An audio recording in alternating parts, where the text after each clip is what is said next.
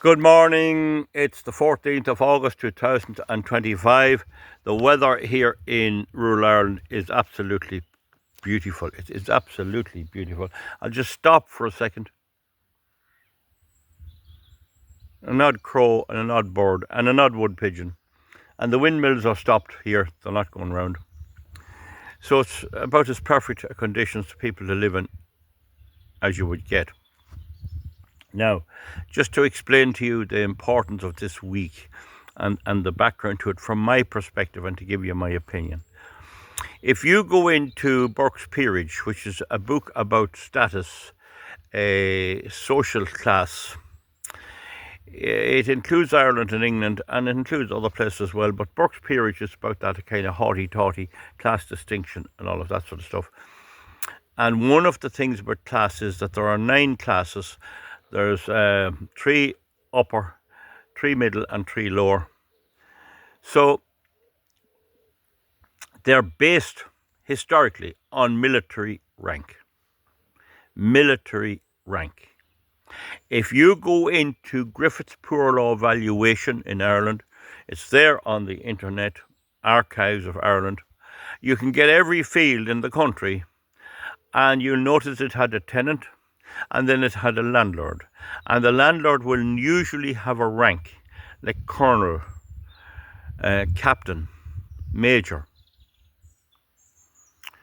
You'll get those ranks. There's not many generals, but they're all that. Now, the thing about the military is the military in Britain and Ireland and the United States has 2 tiers. The first tier is the officer corps. They're the officers.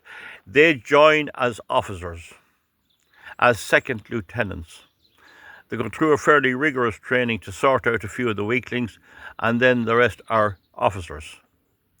That way of structuring armies is very old. I don't really know what it's about, why it's that way, but that's it. But I think it's because it's connected with class distinction. So you have an officer rank.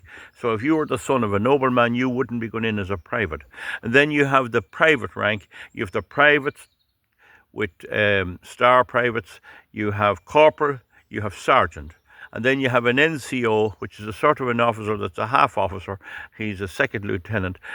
He is not commissioned. Anyway, we not go in there. The Garda Síochána is the exact same. But in the Garda Síochána, the officers are not, they don't join as officers. All recruits join on the same level. Not so sure about the British police. I think it's a bit different. But in Ireland, everyone joins at the same level and you work your way up. Then, once you get to inspector, you're an NCO, you're a non-commissioned officer, and then you get to be superintendent, you're a commissioned officer. And all up the way.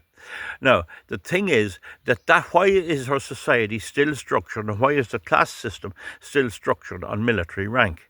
Well, that was the old way of doing it, and military rank gave you power. So if you take the British invasion of Ireland, they immediately took all the land. They put their military people in possession of the land, and then they rented it out. So they had a pension through this system, through the use of brute force, weapons and all of that sort of stuff. So that's the same. Then they had to do something with it. They had to fight. So who did they fight? Well, if we go to recent times, we had Napoleon. The first thing is the French Revolution. They cut the heads off thousands of people in the most barbaric fashion. Innocent children and everything. Chopped their heads off. Blood all over the place. And then Napoleon rose from that. And his first thing was to invade Russia. Why did he go invading Russia? Why didn't he invade Spain or he invaded somewhere? I don't know, but he invaded Russia anyway. And of course, the Russian winter finished him. General Frost, they call the Russian winter. It's the biggest general of all. But anyway, he was beaten out of there. And then there was a battle of Waterloo where himself and the Duke of Wellington, who was born in Trim in County Meath in Ireland, hit it off and Wellington won. And so Napoleon spent the remainder of his life in misery, not tortured, but in a miserable rat-infested place out in the middle of the Atlantic, St. Helena's, I think it is, St. Helens or whatever it is, doesn't matter anyway. So anyway, that proves you about this thing about the militaryism. Now we move fast forward into recent times. We had the First World War, A lot of Irish people died. What was it about? Who knows? Some archduke, or as they used to call him here long, an archduke, was shot. That was a terrible thing, my God Almighty. And as a war. So that was that. The next thing then was the Second World War. But at the Second World War, and even in the First, it became apparent that the European military alliances, the military power, was weakening, and that the United States was growing as the main military power. Now, when the American became one country after the Civil War, you'd think that they've gone off doing something else. There was no one really threatening them. Why did they need military to regulate the whole world? But they did. And don't forget the whole finances, the whole issue of money, the whole banking system and the Federal Reserve is all linked into the war. So anyway, that's that. But the love of war is as strong in Europe now as ever it was. It's not who is in the war, it's the fact that the war is happening. Now you just consider that the British fought the Germans twice, in World War One and World War Two. And now the British and the Germans are on the one hymn sheet. So what's the common factor? It's not whether the British like the Germans, it's they love war. And they want dominance. And the dominance includes military dominance. Now, so in America, the same thing. America has been in wars for years. But, right, they won the Second World War. We'll give them that, whatever way that went. Unfortunately, terrible cruelty. There's always cruelty in war. And so they won the First World War. They helped Britain win the First World War. They won the Second World War for Britain. And they carved up Europe with the Russian agreement. That was that.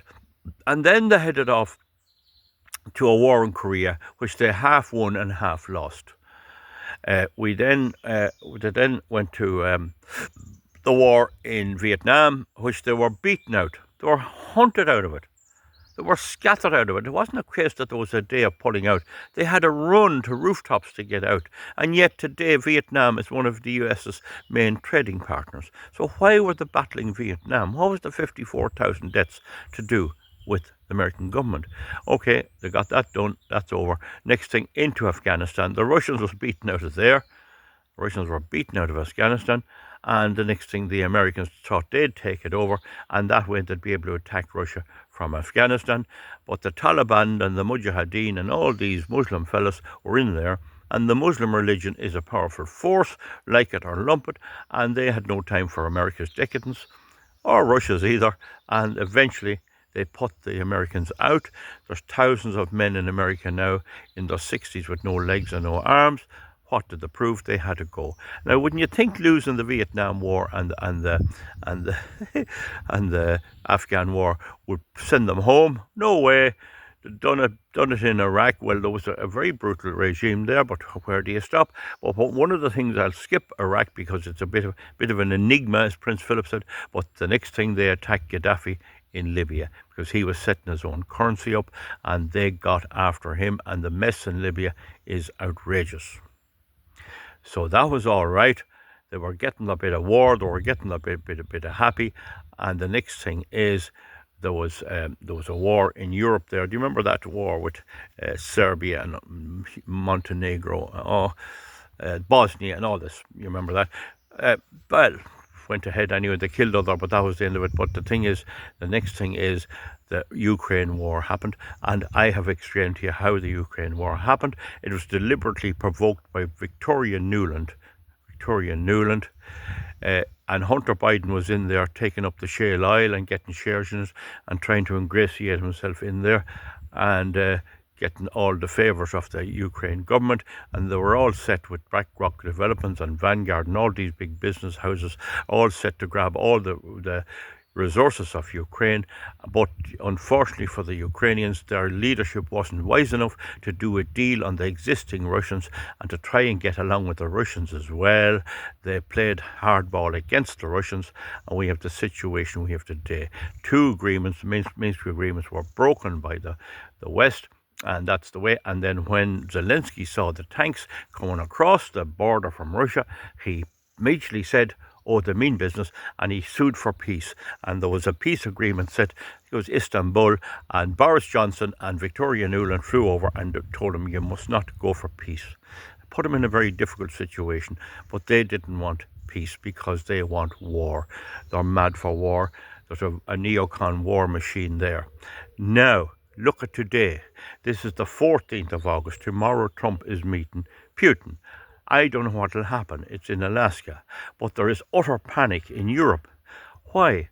Supposing Trump come to a deal with Putin to give most of the Ukraine with a few wee bits back here and there, no joining NATO, and maybe even root out Zelensky or whatever, and it comes to that deal, where will that leave Europe and the West? This means that centuries of warmongering will come to an end. Will you hear the pigeons going mad here? They want to get their say in. Wood pigeons are all calling across their cuckoo. But anyway, so that would be a major panic. Now, people will come on here and say, oh, Trump's as bad as any. Oh, sure, he's in with them too. There's a woeful war in Washington between Lindsey Graham's faction of the neocons, as they call them, the warmongers, and the people who don't. And Trump is kind of caught in the middle. He is a sort of caught in the middle. He genuinely wants to stop it. He'd love to get a Nobel Peace Prize for stopping it, but that's not going to happen. But he'd love to stop it, all right. He really doesn't want it to go on, but he knows he either has to come down hard on Russia or hard on the other crowd, and no matter what he does, he's going to be blamed anyway. So, but he makes the point, why are we there? Now, his other man, J.D. Vance, makes the point, why are we there at all? Why is America getting involved in European wars? There'll always be European wars, there always were. It's for the vanity of the Europeans. It's for the big British officers. Oh, we have to introduce conscription. Oh, Major General Ian Tompkins Smith. Oh. And then the French. Oh, Lord, the French then. Ooby-dooby-doo, Scooby-doo, by knickerbockers, and all this sort of stuff. French letters and everything. And they want military like Napoleon. And the Germans were kept down for years and years, and now they're up again. They're now free to get nuclear weapons, armies, and everything, and they're going to go the one place they always went, into Russia. They'll first of all go into Poland, and then they'll go into Russia and take over Czechoslovakia. They've been doing that for centuries, and they're not going to stop now. The problem is they haven't a population prepared to fight. That's a bit different. People are not so hungry as they were, and therefore they might be less than likely to join the army. However, it is a fair point for me to make that the modern world and its technology is making us all at least fed. We're fed. We mightn't be too well looked after, but we're fed. They may be trying to make us poor. So every effort has to be made to make us poorer, because if we're not poor, we won't fight. We won't let our children go off to war. We won't fight. So they're trying to make us poor, and this renewable energy and carbon and all that is part of that. They're trying to make us that we will have to choose the military as a career. And I've seen on the news there this morning, the military have got, I guess, 13,000 applicants for the Irish Army. Well, you can see why people want to be at that, but I mean, you could end up shooting Gaza people. You could end up shooting Russian people. And if you go into a war against the Russians from Ireland, they're going to beat you. They're going to beat you. Viktor Orban told the Americans recently, he says the Chinese beat you with work and ethic and cleverness and trade and money, and the Russians beat you with the military. So if the Chinese and the Russians go against the West, they have both the engineering capacity and the military capacity to whack us. There's no need for any of this, of course. No need. So the question is, what's going to happen at Alaska? From what I'd like to see is Trump saying it's all over. We've settled it. That's it. Take it or leave it. Let Zelensky hump off, because who is he anyway? A deal with him, he's not the president at all. He's not an elected president. Under the Constitution, he's a nobody. So that's a problem. So the other thing is that a deal that I'd like to see is there be immediate elections in Ukraine, fully supervised, free and open elections. Don't forget, Ukraine wants in on the peace talks with Putin. And yet Zelensky has a law that you cannot negotiate peace or any kind of a treaty with any country. It's illegal. So if he were to go in there, he's breaking his own law. That'll tell you how ridiculous it is. So, folks, that's the situation. We'll know by a couple of days. I'll be able to report to you what's happening. Understand the nuances and the pressures behind this. The old military rank, the old class structure of Europe and partly of America is built on the Army, the Navy, and the Air Force. Honour and glory goes to those who have the rank. There'll be women now moving in wanting to be generals and major generals, Susan this and Sergeant Susan this and whatever they are, all wanting to get on the television and on RTE. But in the end of the day, Putin is highly unlikely to reverse any of his gains. As I speak to you here, Ukraine is being flattened. The battlefront is about it's about the distance from Moscow to Paris. So I could be talking about Zaporizhia and all these places, and you wouldn't have a clue what I was saying. And it's a big, big map. So unless I do a specialised video, and I don't think there's any point, there's plenty of others explaining that. There's a good deal of Ukraine still, in the western Ukraine, still under the Ukrainian regime, but a good bit of it is taken away. And Zelensky wants it all back, and that's that. And you can't deal with a guy like that. So how they push him out or what they do with him is something I don't know. He has the full backing of the British government, the German government, the French government. And they can't keep a few migrants out. So they are weaklings. They are imprisoning us with their climate change and their other junk.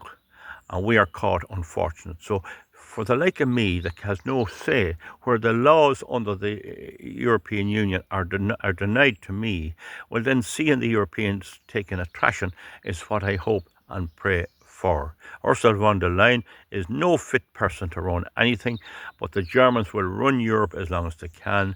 Their own economy is collapsing, and may I say, in Romania, they're virtually on the breadline. You may see state pensions in Romania cut or even abolished quite soon. And our economy in Ireland is really good. It's really good from hard work, but can it last? What are the matters that might attack it? And what if the British economy goes down? The things we have and the things we enjoy may not last forever. And so that's the story we have. We can't build a hospital. We can't do anything.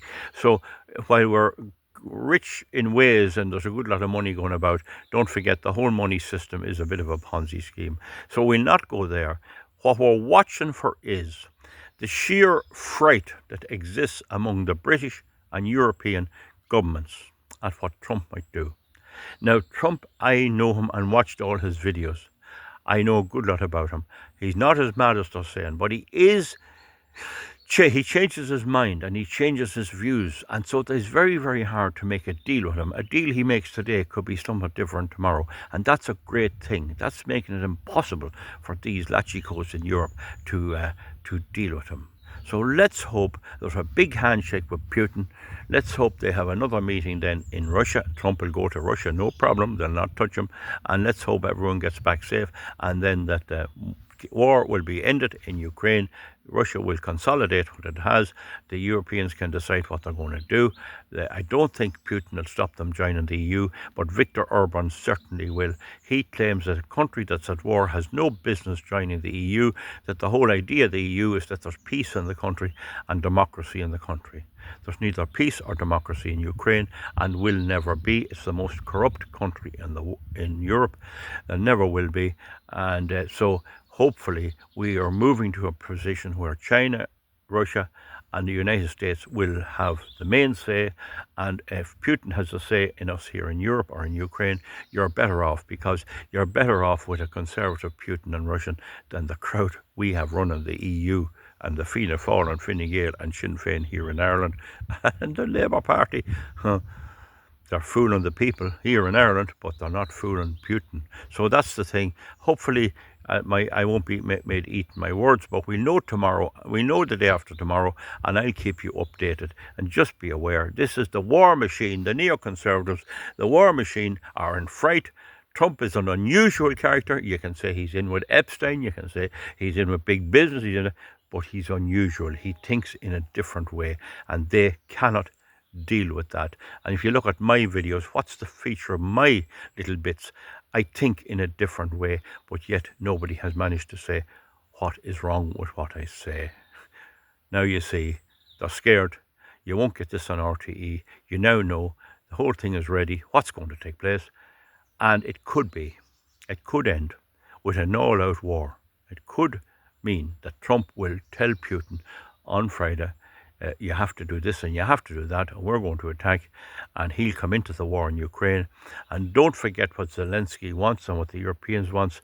They want a ceasefire with guarantees that if the Russians break the ceasefire, the Americans will come in and flatten the Russians and bomb them and nuclear bomb them. That's what they want. And once they get the ceasefire going for 6 weeks, Zelensky will still be there. The next thing is they'll inveigle the Russians into attack, or do something. They'll attack the Russians, or they'll kill several Russians, and they'll force Putin to respond. There'll be no referee. The referee will be Ursula von der Leyen, and then they'll say, come on, America, you guaranteed us. Come on and do it. I don't think Trump will do that, so we need to watch. Will Trump give guarantees? I hope not. I know he won't. He will not do it. So without the guarantees, they're nowhere. And then Trump may well nicely and slowly disengage from the whole thing. And that will throw the cost, the whole lot, over on Europe. And we'll see what the people of Europe want. Do they want all this? Do they want their children dying in war? Or do they want to go back to industrial development, no carbon taxes, making cars, buying and selling things with no war at all? They'll have that choice before them. Irish voters will always choose war. Irish voters are very, very brutal people. They'll always vote Fianna Fáil, Fine Gael and Sinn Féin. And then if they vote for independence, they'll side with Fianna Fáil and Fine Gael anyway. So we're kind of stuck here. But the outside thing is where the change may come. Have I explained that fairly good to you? There's a desire for war. Bang, bang, bang. And no better man than me to fight for Ireland if I was invaded. They want me to fight, to bring in millions of migrants in here, house them in hotels, deny people their medical services, their pensions, or everything else, leave youngsters with no house. They love the foreigner. They're not on our side, and the voters who vote for them are screwed up, but that's the way life is. So we'll roll on till Friday. Keep an eye out. I hope you enjoyed this video. It's an attempt to put the thing into context of the absolute love, the love for war, kill. The Ukrainians are now conscripting 60-year-olds, and they're telling people who retire on a pension, you'll get no pension unless you join the army. That'll tell you how extreme it is. I rest my case. Comment underneath. Bye.